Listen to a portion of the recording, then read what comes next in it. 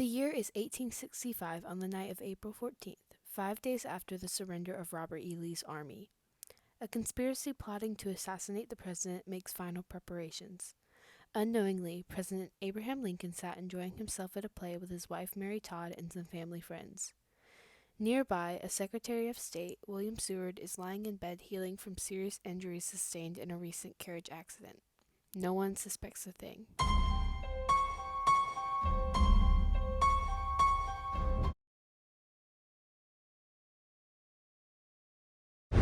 What will Miss Harris think of my hanging on to you so? She won't think anything about it.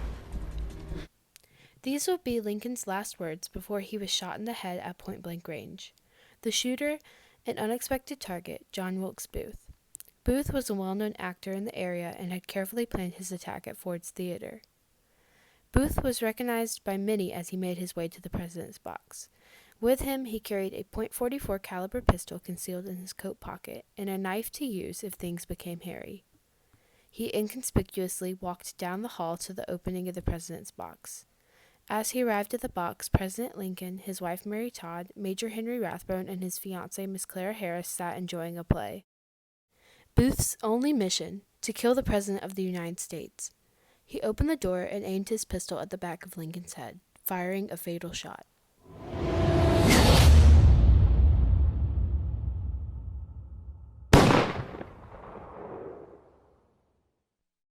Mary Todd and Miss Clara Harris sat in shock while Major Henry Rathbone tried to stop the intruder, but was stabbed in the process. Then Booth made his way to exit the box, jumping down while shouting, Sic semper tyrannis! Meaning thus always to tyrant in Latin. Booth fled the scene, escaping from Washington on horseback with only a broken leg. The president would be carried to a private residence where he would be pronounced dead the next morning.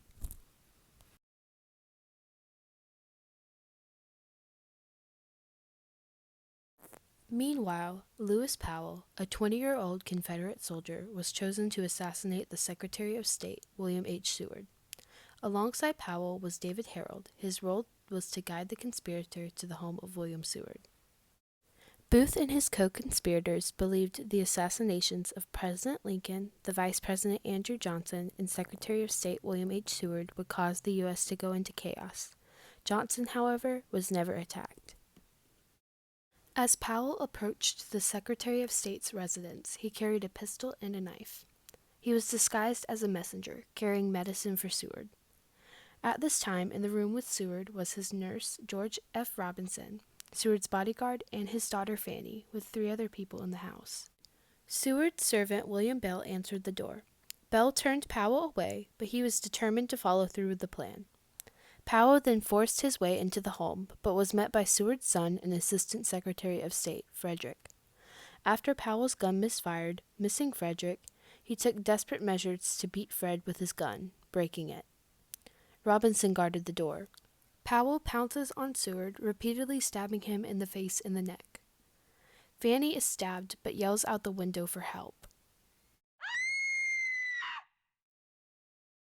In the commotion, Powell's accomplice Harold flees the scene, deserting Powell. Seward's saving grace was a neck brace he wore that resulted from a prior carriage accident.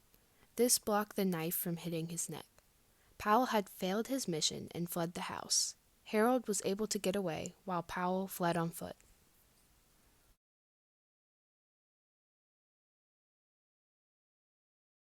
Booth and Harold first went to Dr. Samuel Mudd, who tended to Booth's broken leg. Union soldiers tracked Booth as he tried to flee to southern Maryland. Booth and Harold attempted to cross the Potomac, but the currents pushed them back, so they had to attempt another crossing. On April 26th, Union troops surrounded a Virginian barn where Booth and Harold were hiding out and set fire to it, hoping to flush the fugitives out.